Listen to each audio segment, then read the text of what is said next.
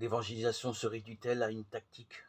Court-elle le risque de se limiter à une présence qui s'enferme bientôt dans le silence? J'ai le sentiment que nos petites communautés ont des racines plus profondes que celles qui sont étendues sur cette terre.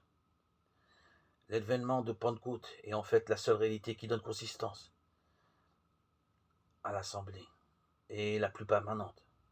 Ceci nous aide à comprendre la dimension d'éternité, eschatologique diraient les théologiens, jusque dans sa dimension terrestre. En effet, elle est au cœur, depuis toujours et à jamais, comme représentant l'humanité.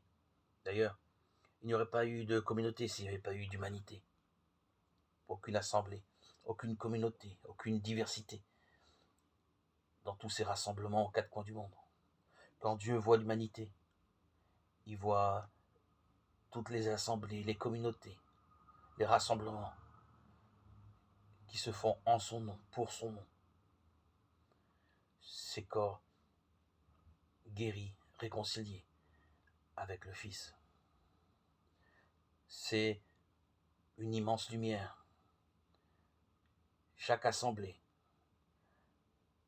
amène sa flamme. Elle n'est pas accessoire dans le plan de Dieu, mais le moyen ordinaire de maintenir le feu de Dieu dans le cœur de tous les hommes. Du fond des temps, elle a lentement pris naissance et grandi. Elle a été d'abord l'Israël de Dieu dans un peuple élu qui reste chéri entre tous les peuples. Depuis 2000 ans, elle est le nouvel Israël pour toutes les nations.